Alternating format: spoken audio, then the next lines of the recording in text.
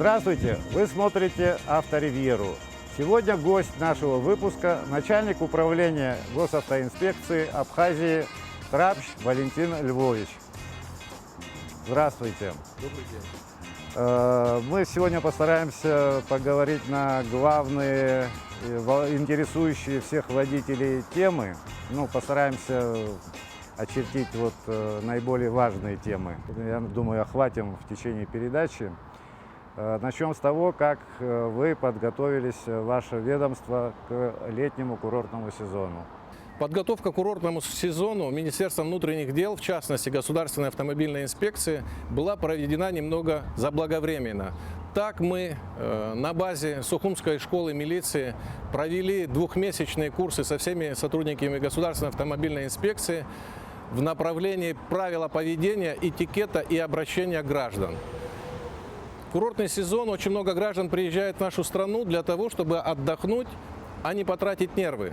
Для того, чтобы у этих граждан остались хорошие, достойные впечатления. И, как правило, эти впечатления складываются у нас именно на дороге. Так как мы встречаем граждан, так как мы общаемся, люди формируют мнение о нашем государстве, уезжая домой, думая, стоит ли в следующем году им еще раз приехать сюда и увидеть это все, и столкнуться с нашими водителями, с нашим иногда невежеством, потому что в конце сезона, как правило, очень много различных роликов у нас в интернете бывает, где не всегда и недостойно ведут себя наши граждане и сотрудники ГАИ в частности. Можно переломить эту ситуацию? Для того, чтобы переломить эту ситуацию, для этого мы, я как ранее сказал, провели двухмесячные курсы. Это все инспектора дорожно-патрульной службы всей республики по очереди проходили курсы повышения квалификации. В конце курсов повышения квалификации каждый из сотрудников ГАИ сдавал зачеты. Конечно, у кого-то это было на отлично, какая-то часть сдавала их на хорошо, но были и те, которым приходилось дополнительно заниматься и осваивать пройденный материал. Какие еще дополнительные меры вы предпринимаете, чтобы в этот летний курортный сезон всем было на наших дорогах комфортно? В начале курортного сезона весь личный состав министром внутренних дел Республики Абхазия Робертом Киут был переведен на усиленный режим работы. Что такое усиленный режим работы? Это практически 24 часа в сутки люди, заступающие на смену, должны находиться на ногах или на колесах, или в движении и выявлять нарушения тех водителей, которые не хотят соблюдать правила дорожного движения. Вопрос по автострахованию. У нас въезжающие автотуристы обязательно должны страховать свой автомобиль. По существующему законодательству передвижение иностранных транспортных средств в Республике Абхазия без страхового полиса запрещено. Поэтому въезжающие в республику туристы или граждане иностранных государств обязаны тут же поставить свое транспортное средство на учет страхования. Пункты такие у нас размещены в Гагрской зоне, в Гудаутском районе и в Гулрыбском районе. Так что без проблем каждый может доехать до этого пункта, получить страховой полис и беспроблематично поехать дальше. Будут ли автоинспектора останавливать транспортные средства исключительно, чтобы проверить, есть ли у них полис автострахования? Если мы говорим о туристах, то нами дано указание туристов останавливать в исключительных случаях, если они грубо нарушают правила дорожного движения. И именно на этих постах, где существует у нас страховая компания, там исключительно мы тоже их останавливаем для того, чтобы проверить, есть страховой полис или нет. Если нет, у них есть 10 минут, 5 минут времени, в период которого они могут беспроблематично его получить. Так получилось, что буквально перед нашим интервью накануне я проходил технический осмотр своего автомобиля и заметил, что стоимость техосмотра значительно подорожала. С чем это связано? Вы знаете, мы живем в современном мире, где дорожает все, к сожалению, и проезд общественного транспорта, и топливо, которое мы приобретаем, и лекарства, и все остальное. И прохождение технического осмотра также. Все, что вы говорите и задаете вопрос, почему он подорожал, это все идет по дорожному фонду. Поменялась немножечко политика в этом отношении. Будем надеяться, что ям на дорогах у нас станет меньше. Будем надеяться на то, что в дорожном фонде к концу года у нас окажется больше средств, и эти средства будут направлены на инфраструктуру. Те проблемы, которые у нас существуют на ряде участков, мне кажется, возникают во многом из-за того, что многие водители паркуют свой автотранспорт в неположенных местах. А также у нас вообще нет административного штрафа за некорректную парковку, то есть неправильный способ парковки на данной стоянке. Водитель может безобразно припарковать свой автомобиль, который будет мешать другим транспортным средствам, занимая вместо одного 3 парковочных места. То есть это тоже усугубляет ситуацию. Сотрудники госавтоинспекции в ручном режиме стараются навести порядок. Конечно же, большую помощь вам бы оказали средства фото- и видеофиксации нарушений. О них говорят очень много, но в настоящее время пока на наших дорогах очень мало камер видеофотофиксации. Какие прогнозы у вас по поводу увеличения и расширения технических средств фото-видеофиксации нарушений? Вы знаете, в этом направлении очень сложно прогнозировать что-то, но попытаюсь осветить заданный вами вопрос. Очень сложно сегодня сотруднику ГАИ, каждому водителю сотрудника ГАИ не представишь. Естественно, кадровый голод, существующий в этой службе, он существует, он проблематичный. В город Сухум на сегодняшний день в сутки заступает всего 7 сотрудников ГАИ. Мы прикомандировываем спецподразделения, которые находятся при ГАИ, регулярно помогаем городу. Как я сказал ранее, каждому водителю мы представить сотрудника ГАИ не можем, а учитывая это, наши граждане не всегда осознанно или иногда осознанно оставляют транспортные средства так, что объехать или обойти это транспортное средство, к сожалению, проблематично. Поэтому, если бы у нас система видео-фотофиксации на стоянках была более развита, более расширена, то, наверное, проблем бы у нас было меньше. С этой проблемой боролись и продолжают бороться наши соседи в Российской Федерации. Вы знаете, решили они, в принципе, эту проблему благодаря камерам наружного наблюдения, те, которые фиксируют нарушения в данном направлении. Эти транспортные средства в большинстве случаев оставляют на 5-10 минут в местах, там, где есть супермаркеты, есть какие-то рабочие места, да, допустим, вот Красный мост возьмем, там суд у нас немножко иногда бывает, когда сотрудники любых ведомств, приезжая по разным вопросам в эту организацию, бросают машины именно там, лишь бы было им удобно. Это, конечно, неправильно. Ранее сотрудники ГАИ имели возможность снимать номерные знаки, под стекло буклетик вставлять и говорить, куда нужно обратиться за нарушение правил дорожного движения данного вида и прийти, оплатить штраф, забрать свой государственный номер. Сегодня по существующему нашему законодательству нам это запрещено. И поэтому, как я говорил ранее, каждому водителю нам очень сложно представить сотрудника ГАИ. Возьмем рынок. Пока на рынке стоят сотрудники ГАИ, там порядок. Если на 20 минут мы сотрудников ГАИ оттуда по какой-либо причине отведем в другую сторону, за эти 20 минут у нас припаркуют так похабно, извиняюсь за выражение, такое количество машин, что там проезд будет затруднен. И потом, чтобы навести порядок, нам нужно будет поставить сотрудников, они должны выстоять, выждать, когда вот эти наши добросовестные граждане придут, уберут машины, транспортные средства свои, и дальше уже будет поддерживаться порядок. То есть это вот порядок там поддерживается в таком чисто ручном режиме, то есть, сказали, попросили, водители уехали. Водитель, который знает, что он не будет платить штраф за парковку в неположенном месте, он будет это делать снова и снова. Да, к сожалению, нам сложно это отслеживать. Сегодняшний день хотелось бы обсудить актуальные и проблемные вопросы, существующие в нашей республике по линии Государственной автомобильной инспекции. В действительности их очень много. Каждый перекресток у нас, по большому счету, он проблематичный. Проблематичный из-за того, что недостаточно знаков, информационной разметки. Не всегда водители соблюдают правила дорожного движения. И поэтому хотелось бы осветить несколько особых участков в нашей столице. Проедем тогда до некоторых проблемных мест, и там Попытаемся мы их на осветить? месте, Давайте.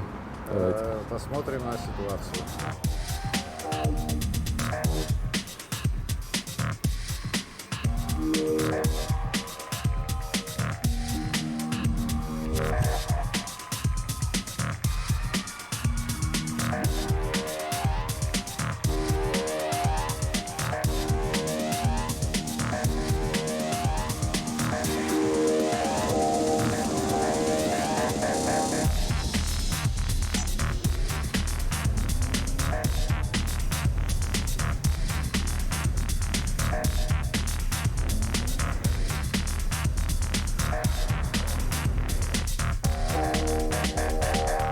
Валентин Львович, мы прибыли на вокзал. Перед привокзальной площадью основная республиканская трасса пролегает. И мы видим здесь регулярно по утрам и вечером в часы пик заторы. Что можно предпринять, чтобы этих заторов стало меньше? Проблема на сегодняшний день, которая существует у нас в столице Республики Абхазия, эта проблема, к сожалению, носит мировой характер. Нагрузки, которые в сегодняшний день выдерживают наши дороги, они были в свое время, в 50-х годах, наши дороги строились, города строились. Пропускная способность в сегодняшний день на наших дорогах превышает возможную, максимально возможную. И поэтому, в первую очередь, я хотел бы обратиться к водителям и попросить их быть максимально вежливыми, сдержанными и соблюдать правила дорожного движения. Одна из основных проблем наших пробок – это люди, которые не могут стоять, не выдерживают правила дорожного движения, нарушая их, пренебрегая ими.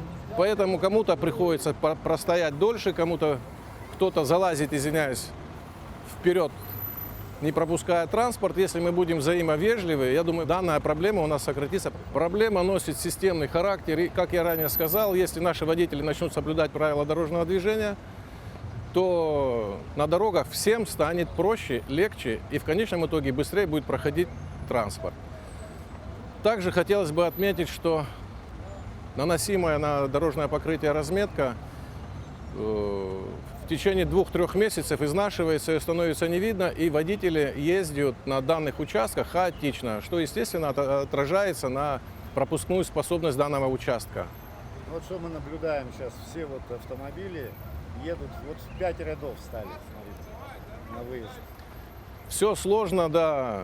Наши люди, как я говорил, не хотят стоять в пробках, объезжают это проблемное место по вокзальной площади. Значит, образуется так называемая в народе бутылочка, где, значит, скорость движения транспорта замедляется кратно. В настоящее время, насколько я проинформировал, администрация города Сухум пытается изменить немножко движение здесь. Со стороны города у нас должна загореться зеленая полоса, дополнительная стрелочка, которая выезд из города должна нам облегчить. Возможно, из-за этого отчасти въезд в город будет тоже нам проще. А вот здесь тоже напрашивается, конечно, светофор на выезде. Иначе вот все, объезжая пробку через привокзальную площадь, выезжают сюда и опять-таки становится это клином. Но как отрегулировать, ну, что и светофор тоже здесь будет не указан. Они, вот как мы видим, в 5 рядов выдвигаются. Вы знаете, мы рассматривали этот вопрос, обсуждали его с администрацией города, с людьми, которые занимаются движением в столице. Но на данном этапе это все остается только на уровне разговоров. Потому что в конечном счете все упирается в финансовую составляющую, к сожалению, которая оставляет сейчас на дорогах у нас желать лучшего. Вы знаете, очень много проблем у нас. Если коснуться вот именно этого участка, у нас существует пешеходный переход, по которому люди тоже не хотят спускаться в пешеходный переход и проходить. Они отчасти создают нам тоже проблему на дорогах. У нас ранее... Вот они переходят, вот перешли. Вот они перешли, Там вот о чем я только и говорю. Что переход здесь не для пешеходов, а переход рядом. Потому что они вот смотрят, что машины остановились и думают, что им можно идти. То есть такое тут Правила дорожного движения существуют как для водителей, так и для пешеходов. Но в данной части служба государственной автомобильной инспекции пока профилактических мероприятий не проводит, к сожалению. Наверное, когда совершенно проблематичным станет данный вопрос, мы начнем обращать на это внимание. напрашиваются иногда информационные таблички. Может, они тоже где-то что-то помогли бы. Вы знаете, наверное, после нашего репортажа, который выйдет, в котором мы осветили проблему пешеходов и пешеходных переходов, часть наших граждан станут сознательны и начнут спускаться все-таки. В первую очередь это для их же безопасности. Ну, основная пробка здесь в сторону центра. В сторону Основная центра. пробка По в утрам сторону часы центра. пик. Часы пик – это не нами придуманное выражение. К сожалению, во всех крупных городах России и Европы Ну да, избежать полностью заторов не удается. И, видимо, пока не удастся в связи с тем, что транспорт регулярно растет, водителей за рулем становится больше, и как бы движение и скорость проезда какого-либо перекрестка, она падает. Хотя вроде пользуются и Маяцкой дорогой, вот с нового района многие выезжают через эту дорогу. Вы знаете, очень много людей, живущих на новом районе, по утрам, чтобы не попасть и не простоять в пробках, выезжают через Маяцкую сторону. Хотя там тоже не совсем все хорошо, потому что там каждые 300-700 метров, ну, условно, лежит искусственная неровность, которую нужно тоже преодолевать, притормаживать. И как бы не каждый хочет это делать, но какая-то часть все-таки выезжает, находит для себя объездной путь.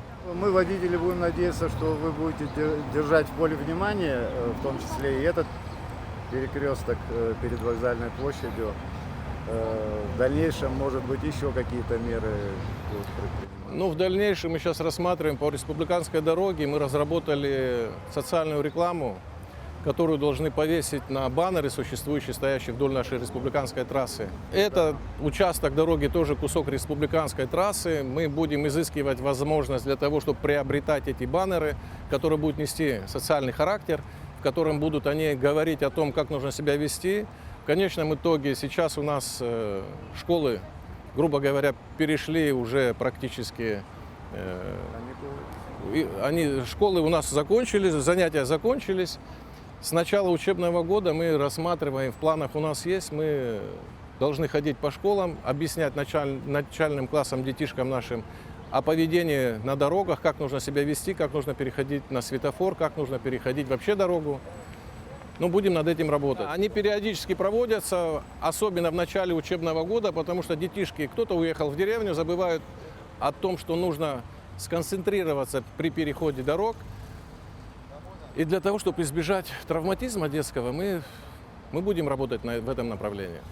Но для того, чтобы у нас максимально сократилась проблематичность на данном участке, как с пешеходами, так и с транспортом, в рекомендательном формате мы должны освещать и по телевидению, и в СМИ, говорить о том, что вешать какие-то таблички, что переход, допустим, в данном проблемном месте пешеходам запрещен. Естественно, за данный вид нарушения существует тоже административное наказание.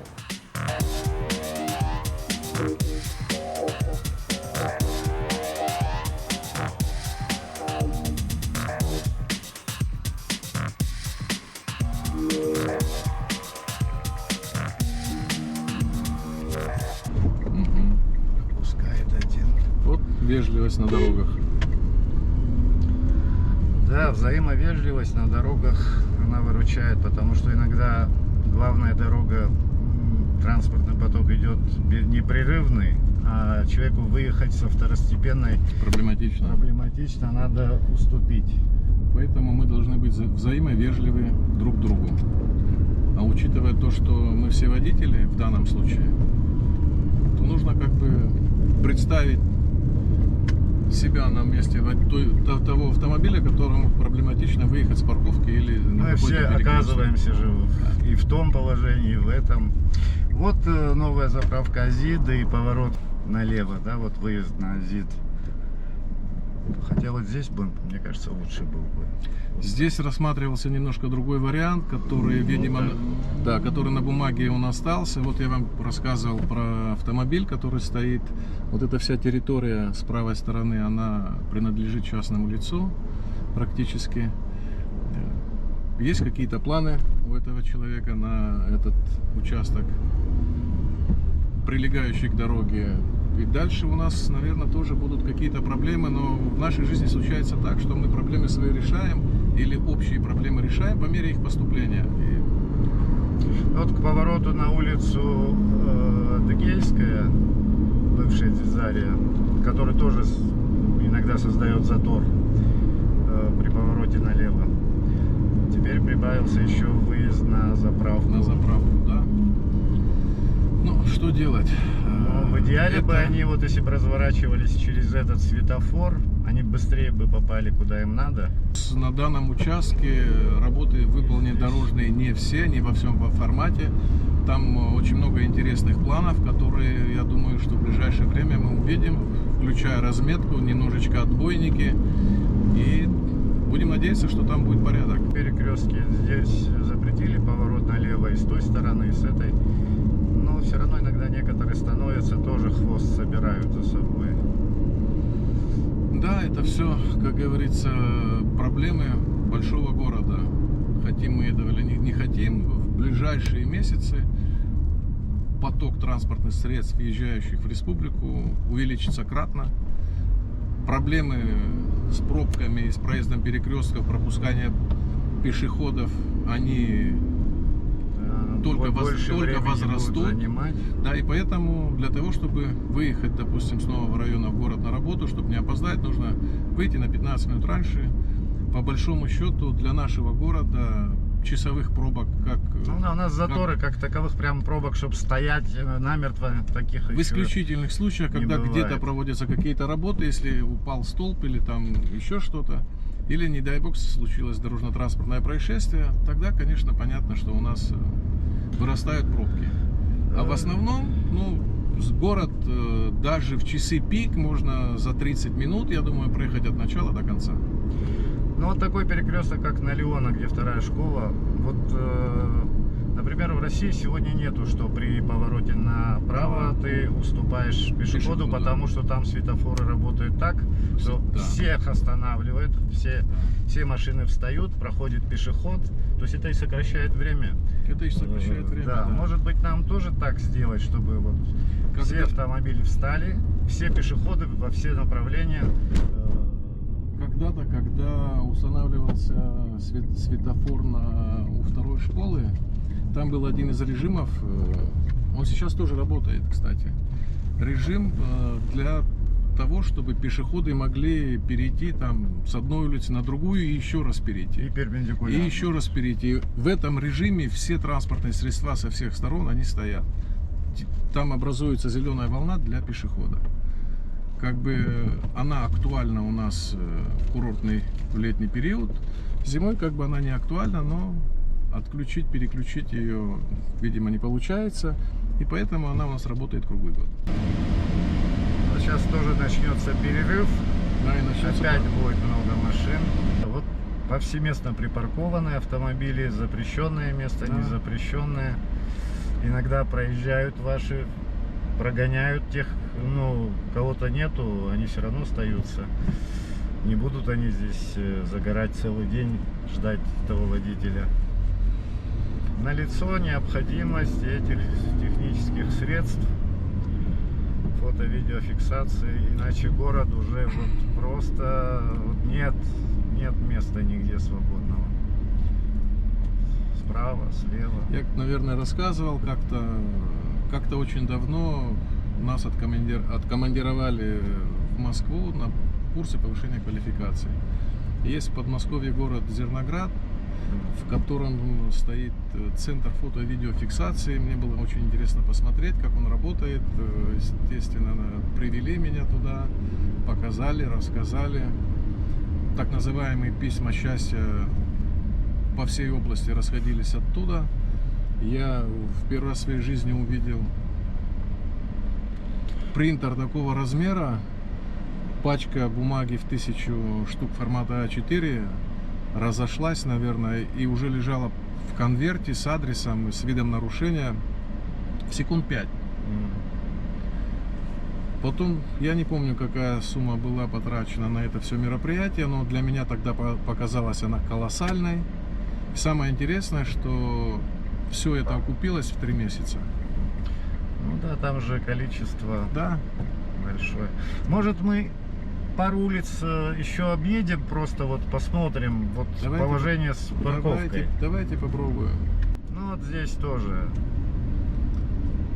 из 3 больших рядов Два один. заняты Да. под парковку, один остается. Ну, Вот на этой улице тоже много припарковано автомобилей традиционно. улица Пушкина, она у нас всегда востребована, потому что это одна из самых ближайших улиц к центру города. Как мы все знаем, в центре у нас много различных офисов. объектов, офисов. Ну, школа сейчас вот немножко уже в режиме каникулов, а то это еще больше здесь проблем. Да, и я думаю, что эти проблемы, которые мы освещаем, освещать мы их в будущем тоже не перестанем, потому что количество транспорта будет у нас расти. Водители у нас каждый хочет, видимо, поближе к своему рабочему месту или к центру города припарковаться. Пожелание это пожелание, но возможности ограничены. То есть то, что желает водитель, это же когда противоречит правилам, Да. вступают в силу штрафы. Но, к сожалению, поскольку у нас, у вас руки не доходят до всего этого, потому что нет технических средств, это проходит. Вот мы говорим с вами о технических средствах. Этот недостаток, который, возможно, частично решил бы парковки с нашими улицами. Скорее всего, С полностью нашими решил. улицами. Скорее всего, решил бы полностью. Но мы же понимаем, когда мы приезжаем в большие города России, мы машину не можем бросить там, где нельзя ее бросить. Здесь ситуация, что Нам приходится поехать немножко практически, изменить свое да, направление движения. уступить немножко, чтобы они смогли выехать. Ну, надеюсь, нам тоже уступят. Если там будет зеленый свет, Да. мы проедем. Ну вот, кстати, вот здесь всегда коллапс. Вот, опять-таки из-за припаркованных. Вот знак у Сегодня нас. здесь коллапс из-за припаркованных. Вчера был коллапс из-за того, что сзади нас правее наша школа. Каждый хочет своего ребенка довести как говорится, до дверей.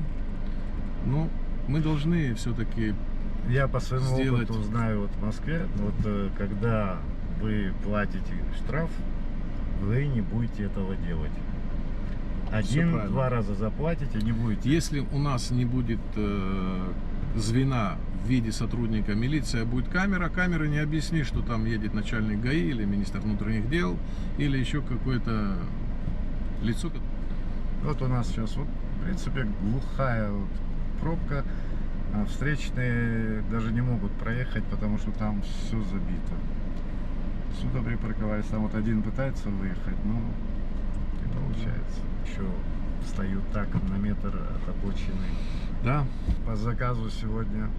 дай еще чуть-чуть. Неужто развернуться не хотят? Нет, я думаю, выехать хочешь?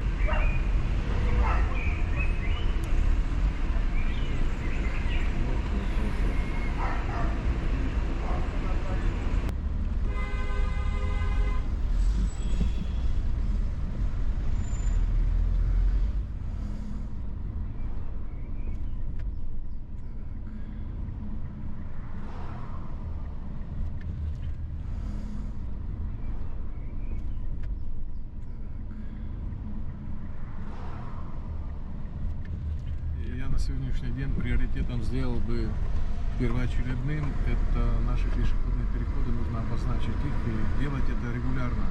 Есть такая мировая практика, вот именно такие широкие лежачие полицейские, так называемые в народе искусственная неровность. Вообще создана она для погашения скоростного режима транспорта, но в данном случае мы ее используем Как переход, да. для того, чтобы водитель, подъезжающий к пешеходному переходу, снизил скорость.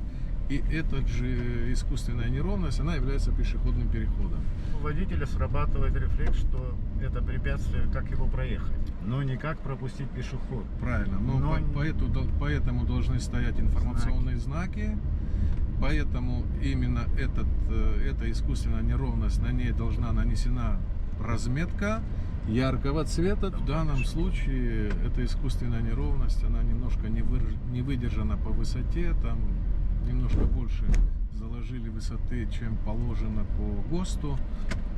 На эту тему мы разговаривали. Я сейчас говорил с людьми о том, чтобы, если у нас где-то будет установлена еще подобная искусственная неровность, попытаемся мы ее сделать немножко на 2-3 сантиметра меньше, но автомобиль будет ее преодолевать немножко проще. Хотим попробовать, как это получится, будет видно. Ну, на этих тоже несложно преодолевать, но вот я говорю вот о пешеходе. Забывается, вот человек думает, как преодолеть препятствие, а как пропустить пешехода, у него бывает из головы как-то выветривается. Ну, хотя стоят знаки.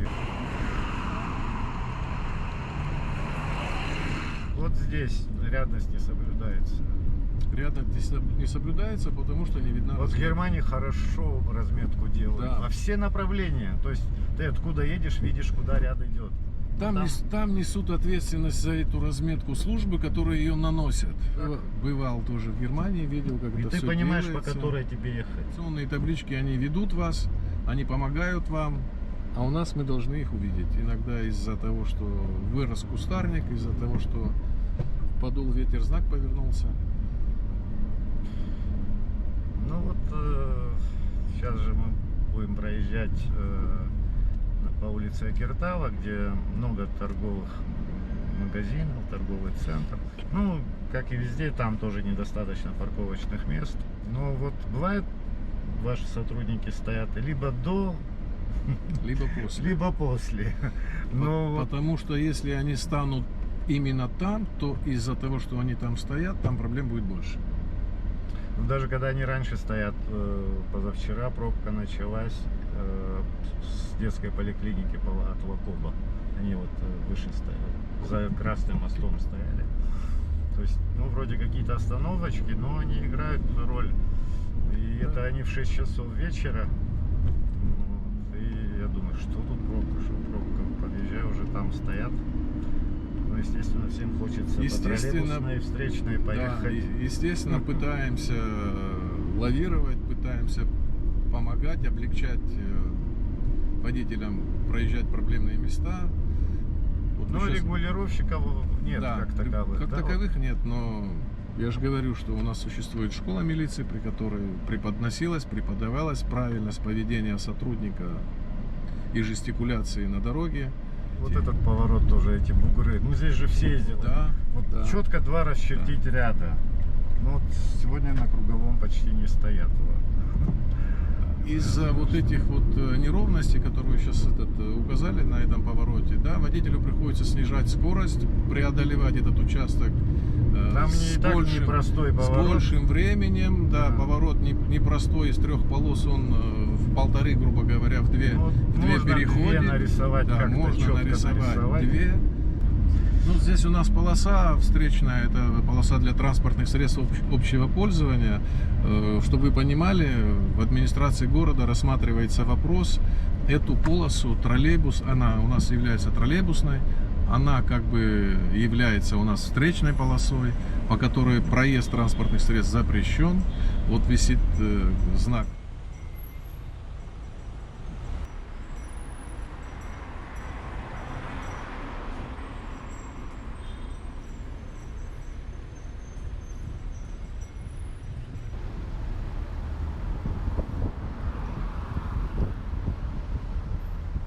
Эту картину регулярно видят наши граждане, которые каждый день ездят или на работу в этом направлении, или домой. Но основная проблема на данном участке – это интенсивность движения транспортных средств, которой практически в часы пика нет. Из-за того, что на данном участке у нас находятся 2 ранее в советском еще времени были санатория, которые сейчас тоже будут в курортный сезон наверняка работать и задействованы, плюс торговые магазины и объекты. Люди, которые едут домой, останавливаются, закупают продукты, закупают там необходимые для быта вещи. Естественно, припарковывают свои транспортные средства, занимая одну из проезжих полос. И движение на этом участке у нас падает. Бывают пробки, бывает проблематично проехать. Но также хочу сказать, что на данном участке дороги рассматривается, есть такое предложение, одна из полос, из 3 полос данного, значит, участка, это полоса для транспортных средств общего пользования. В администрации города есть предложение эту 3-ю полосу, которая идет навстречу общему потоку транспортных средств, перенести, да, на улицу Ладария, для того, чтобы освободить эту полосу под одно направление. Я думаю, тогда, если у нас это получится, пробок на данном участке и проблем станет меньше. Ну, опять-таки, если же будут парковаться, Но опять же, да, сознание водителей, мы должны в первую очередь, выезжая на дорогу, помнить, что мы на дороге не одни, помнить о том, что мы не должны создавать препятствий водителям, которые едут и пытаются ездить по правилам, и помнить о том, что все-таки транспортное средство – это средство передвижения, и оно носит… ну, мы еще несколько улиц проехали в центре города. Ну, там везде, как картина видна, припарковываются с 2 сторон. Там, где вот и запрещено, и разрешено, везде припаркованы автомобили. И поэтому получается вот пробка. Ну, чтобы вы понимали, служба государственной автомобильной инспекции работает на сегодняшний день на своем, я бы сказал, максимуме, немножечко инспекторов выматываем, не даем им спать, не даем им стоять, пытаемся, извините за выражение, выжать из них максимум. И плюс или минус, я не знаю, того, что инспектор, который сегодня заступает на сутки, вообще должен, инспектор, заступающий на смену, отдежурить сутки, 2 суток он должен находиться дома или отдыхать. Но у нас из-за того, что кадров не хватает, инспектора несут службу через день. Сутки отработал, следующие сутки он отдыхает, следующие сутки он выходит на работу. И так практически до конца курортного сезона у нас будет. Дальше мы немножечко меняем режим работы, пытаемся дать людям отдохнуть, восстановить силы свои. Ну, управиться с таким количеством автомобилей, вот мы с вами сейчас проехались, конечно, таким штатом сотрудников это очень Управиться с таким количеством автомобиля и интенсивностью движения сложно. Не то что человеку, я думаю, даже с системам видео и фотонаблюдения, на которые мы как-то делаем акцент и ждем, что рано или поздно, у нас вот сейчас должны еще около 50 комплексов быть дополнительно установлены, мы ждем и будем смотреть, как у нас изменится ситуация. Вот мы еще проезжали по улице Лакоба, но там дорога, конечно, не идеальная, вот особенно вот около Сбербанка, где разметку стоило бы нанести дугообразную такую. Рядность не соблюдается там. Да, служба государственной автомобильной инспекции как бы делает свои предложения в рекомендательном формате. Мы вот говорим, что необходимо, мы этим не занимаемся, этим занимаются определенные службы, на которых возложена эта миссия. Но мы пытаемся, мы пишем письма вплоть до руководства нашей страны. Мы говорим, озвучиваем проблемные участки, говорим о проблемных действительно участках, там, где есть необходимость в срочных каких-то мероприятиях. Пытаемся достучаться до руководства нашего для того, чтобы избежать каких-то случаев. Ну, то есть чуть-чуть с помощью, вот даже и меняя алгоритм светофора, можно немножечко разгрузить тот или иной перекресток. Меняя схему улицы, где заторы.